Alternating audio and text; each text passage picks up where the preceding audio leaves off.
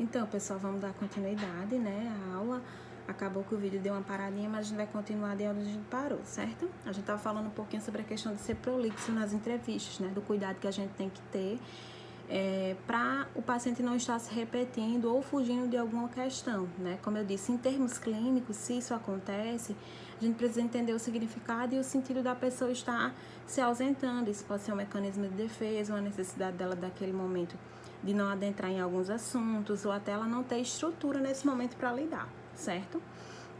Mas quando a gente está em termos avaliativos, talvez isso precise ser melhor investigado, tá ok? Outra questão que é importante ter cuidado por parte de quem está entrevistando, né? É a questão de fazer muitas anotações durante a entrevista, né? Porque em alguns casos você pode deixar a pessoa que está sendo entrevistada desconfortável, né? Ou a depender de que situação você está atendendo, se for alguém que tem algum tipo de transtorno, que tem, por exemplo, alucinações ou delírios persecutórios, delírios, né, no caso, ela pode achar que você está anotando alguma coisa relacionada à perseguição dela, ou que você é alguém que também está ajudando a quem persegue ela, e você pode acabar dificultar essa vinculação com ela, ou acabar mesmo atenuando algum sintoma, certo? Então, portanto, isso é importante ter cuidado. No tocante à entrevista inicial, ou seja, a primeira entrevista que a gente faz, ela é um momento crucial, porque é naquele momento que você vai se apresentar para a pessoa, que você vai conhecê-la, né? Serão as primeiras impressões da situação, certo? Como um todo. E é importante manter o foco e a boa observação nesse momento, certo? Então, uma boa condução de uma primeira entrevista ela é importante, inclusive, para poder se estabelecer o rapport, ou seja, uma vinculação com essa pessoa que eu estou entrevistando, certo? A gente presta atenção nesse primeiro atendimento na comunicação, tanto verbal quanto não verbal, assim como nos outros atendimentos. Mas eu diria que nesse primeiro momento é importante manter uma atenção a essa questão não verbal. Como é que a pessoa chega, com quem ela chega, ela vem só, como ela vem vestida, como é que ela se comporta, certo? Então, isso seria importante se atentar. No caso, né?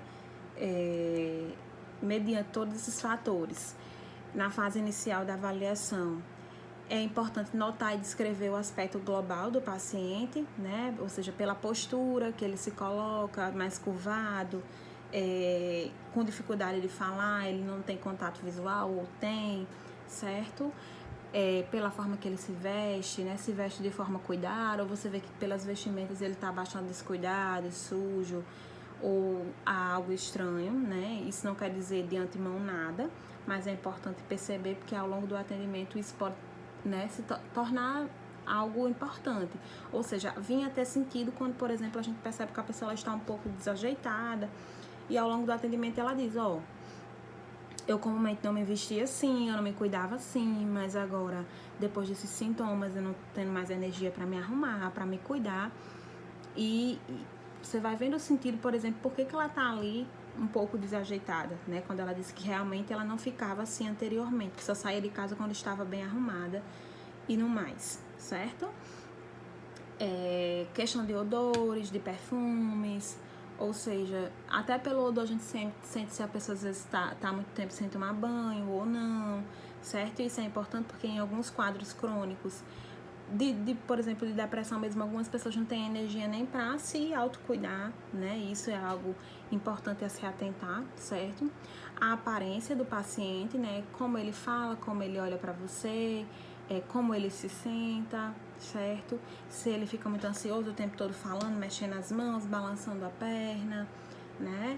Então, é importante ter atenção a essas questões também.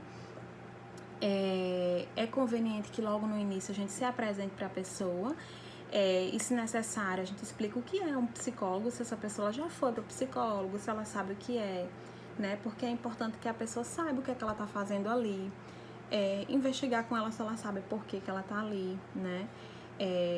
E ver com a família, por exemplo, se a família não contou o que é que está acontecendo, que essa família não dialogou, e colocar a importância dessa família conversar com esse paciente para expor para ele por que ele está ali, né? Como é que a pessoa vai colaborar com algo se ela não sabe qual a motivação dela estar ali naquele lugar, certo? É importante colocar a questão do sigilo, né, em que o acompanhamento dela vai acontecer, até para que se ajude no processo de vinculação.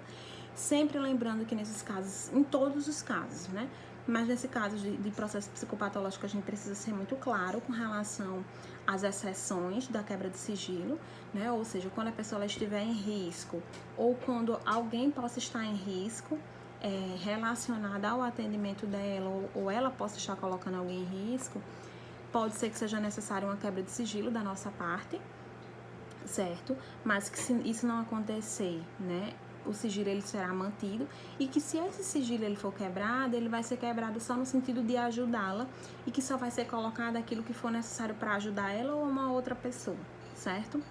É importante colocar também com relação a encaminhamentos e outras coisas que isso, se vier a ocorrer, vai ocorrer com a consonância dela, ou seja, com a aceitação dela, certo? A gente não vai ficar encaminhando a pessoa ou chamando alguém da família para conversar se não for necessário e se ela não permitir, tá bom? Porque isso faz parte da nossa ética nos atendimentos. No primeiro atendimento, geralmente a gente colhe os dados sociodemográficos, nome, idade, um pouco da história, né, estado civil, questão de o que é que ela faz de profissão, ou se não tem, o que estuda, onde estuda, religião, mas entendendo que muitas vezes no primeiro atendimento, por exemplo, em termos clínico, né, não é possível fazer esse primeiro atendimento levantando esses dados. Muitas vezes a pessoa está em sofrimento intenso e naquele primeiro atendimento ela quer falar um pouco sobre esse sofrimento, sobre o que levou ela até ali, né, falar sobre essa demanda que está ali emergindo. Então, se isso acontecer, geralmente a gente fica com esse primeiro momento de acolher e tudo, né, a essa demanda que está latente, e em um outro momento a gente faz essa parte mais objetiva, certo? Que nem em si também não é muito objetiva, depende da pessoa. Às vezes, só em perguntar o nome da pessoa ali, ela já traz toda a história dela, certo? Depende de cada situação realmente. É importante também nesse primeiro momento a gente entender qual é a queixa básica, ou seja, o que é que traz essa pessoa àquele espaço, ou se ela foi encaminhada, o que é que houve que ela foi encaminhada, se ela já fez acompanhamento anteriormente, se fez anteriormente foi pelo mesmo motivo de agora, se não, qual tinha sido a motivação, né? E aí, nesse primeiro momento de relato, a gente tenta ao máximo deixar a pessoa livre para relatar o que foi que levou ela ali, certo? Fazendo pequenas intervenções à medida do necessário, certo? E à medida do que a pessoa vai se comportando também, né? Como eu disse, algumas pessoas têm muita dificuldade de se colocar.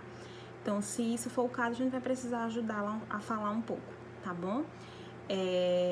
E é importante nesse primeiro momento a gente ir muito além do que aquela pessoa está falando, ou seja, ouvi-la, mas ficar atento ao comportamento, às expressões, aquelas emoções que vêm, mas não são expressas, ou seja, você vê o tempo todo que a pessoa está querendo chorar, mas ela não chora. Então é importante se atentar a isso, inclusive para pontuar, né, para ver o que é que está acontecendo naquele momento, certo? E eu já falei um pouquinho sobre alguns procedimentos que podem dificultar a questão da entrevista. Agora eu vou falar alguns pontos que podem facilitar o processo de entrevista, certo? O entrevistador ele deve fazer perguntas e colocações breves, que assinalem a sua presença efetiva e mostre ao paciente que ele está atento, ou seja, não fazer perguntas muito longas ou várias perguntas dentro de uma mesma pergunta. Pode ser que a pessoa ela se perca um pouco, né? Nesse sentido, que ela acabe respondendo uma pergunta e todas as outras ela acabe não te respondendo, né? Até porque muitas pessoas têm dificuldade de atenção e de memorizar. Então, fazer uma pergunta por vez, ver se essa pessoa está compreendendo aquilo que você quer saber, né? Se ela não compreendeu, você refaz a pergunta para ela, tá bom? É importante que a gente evite perguntas muito direcionadas ou fechadas, ou muito longas e complexas, como eu já falei, né? Por exemplo, perguntas que só possam ser respondidas com sim ou não. É importante perguntas mais compreensivas e abertas, né? Porque a gente quer compreender o que a pessoa está passando. Então, se a gente faz perguntas muito fechadas, a resposta é sim, não, e isso não me esclarece muita coisa, certo? Sente tristeza? Sim, mas quando eu pergunto, por exemplo, como é essa tristeza que você sente? Isso sim é uma pergunta aberta, porque aí ela vai poder falar melhor sobre isso que ela está sentindo, ok? Por isso, é sempre melhor intervenções do tipo, como foi isso, como você sente isso, me conte melhor, me fale mais sobre esse assunto, do que questões, por exemplo, por que isso, por que não isso, qual é a causa disso, porque aí a gente vai partir para perguntas muito objetivas, né, que já tem muitas vezes uma resposta pronta, e na verdade a gente quer compreender, né, e não muitas vezes explicar o processo, certo? A gente precisa também procurar em cada pessoa que a gente está entrevistando o que vai facilitar aquele processo de entrevista, ou seja, como é que a pessoa funciona, quais os assuntos que ela gosta, para que eu possa procurar meios de, junto com ela, interagir e facilitar esse processo de entrevista. Por exemplo, quem atende adolescentes e crianças, a gente precisa, às vezes, fazer entrevistas atentando para isso, né? Por exemplo, o que é que essa pessoa gosta? Por exemplo, tem muita criança com TEA que gosta de temas específicos. Muitas vezes a gente tenta direcionar entrevistas e atividades com aquele tema, para que facilite o engajamento dela e fique mais fácil também essa vinculação e essa resposta dela, assim como a compreensão, certo? Com relação ao processo de entrevista, eu já disse que muitas vezes a gente pode entrevistar terceiras pessoas, né? Por exemplo, pais, familiares, escola, principalmente a depender de cada caso.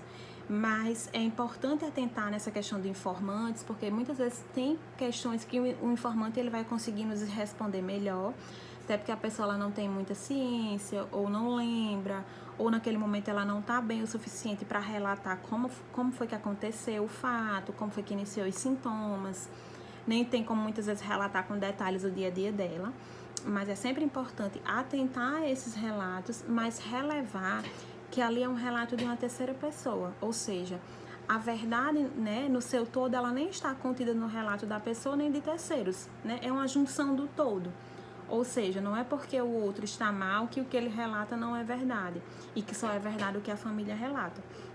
Até porque quando a família relata a partir da percepção dela sobre a pessoa, sobre a relação que ela tem com essa pessoa e sobre o caso, né? E muitas vezes não significa que é a verdade absoluta, certo? É apenas uma das percepções sobre a situação. Com relação à confiabilidade dos dados obtidos, é importante que a gente tenha cuidado com algumas situações que a gente também não tem como ter certeza nem prever, né? Mas muitas vezes os dados que a gente obtém em algumas entrevistas, elas podem estar subestimados ou superestimados. Por exemplo, não é raro muitas vezes o paciente ele esconder de forma deliberada, ou seja, consciente, um sintoma que ele vem apresentando, ou às vezes intensifica o sintoma para apresentar, né? Ou às vezes relatar um sintoma que ele não apresenta, né? Dizer que sente algo que ele não sente. Muitas vezes na sutileza da entrevista, na repetição das perguntas, a gente vai observando essas falhas, mas entendendo que a gente não é um investigador, então nem sempre isso vai ser possível se dar conta, certo?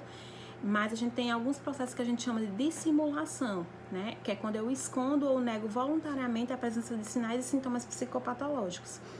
E aí muitas vezes a pessoa, eu tô falando de dissimulação de forma consciente, né? Porque muitas vezes a pessoa vai fazer isso sem se dar conta, certo? Por exemplo, para que ela continue trabalhando ou envolvida em algo que ela não quer deixar, ela diz que está bem, diz que alguns sintomas se amenizaram, que ela não está mais sentindo, sendo que à medida que a gente vai entrevistando e vai conversando, ela vai apontando que ainda continua sentindo, ou seja, ela relata que não está sentindo, mas acaba que na realidade ela está, ou seja, ela está dissimulando. E a simulação seria o inverso, né? Quando o paciente ele cria algo que na verdade ele não está sentindo, né? Seja qual justificativa ele utilize, né? É como se ele tivesse, na verdade, atuando, né, sobre esse sintoma.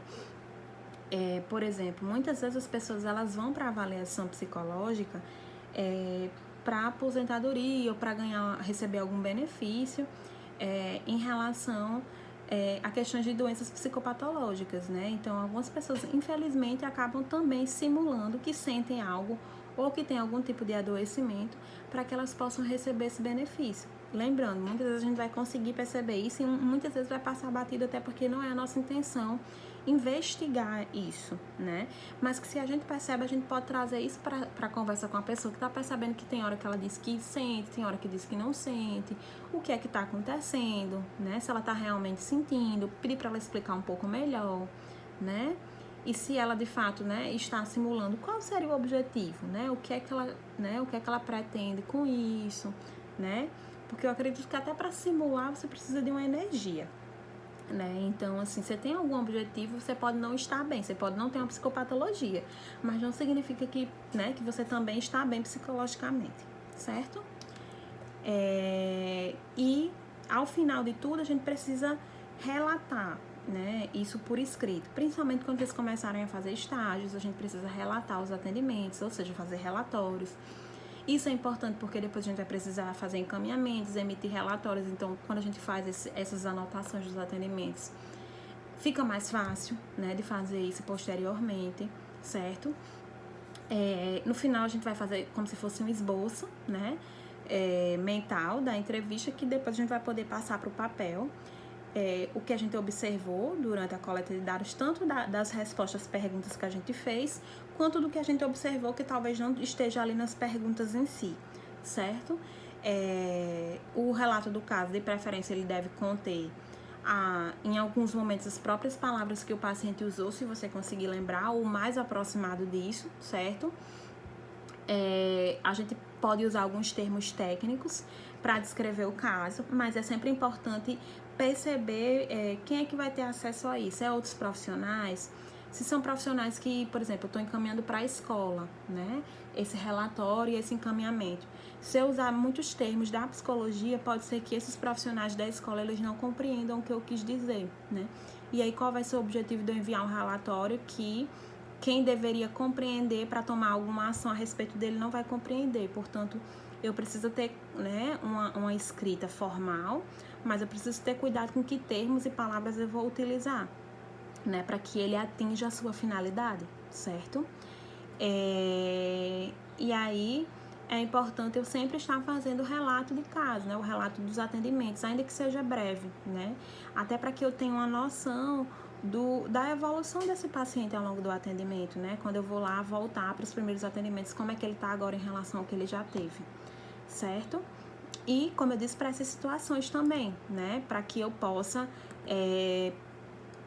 vamos assim dizer, se eu precisar fazer relatórios ou, né, de alguma forma até retornar para o próprio paciente, porque é um direito dele saber sobre o atendimento dele, eu possa ter dados, né, ok? Aí a gente vai parar aqui com essa aula de entrevista, daqui a pouco, né, eu vou gravar a próxima aula, né, que a gente vai falar um pouquinho sobre atenção e consciência, na verdade sobre a alteração da atenção e da consciência. É importante que vocês vão acompanhando as aulas, vão lendo, certo? Os slides eles já estão disponíveis. O próximo slide de atenção e consciência eu vou colocar disponível. E aí vocês vão acompanhando, vão lendo, respondam a atividade, me enviem, né? Porque isso também já vai ser conteúdo da prova. E quando a gente voltar a ter aula presencialmente, esse conteúdo ele não vai ser retornado, tá bom? Já foi dado agora. Ok, gente? Obrigado pela atenção. Até a próxima.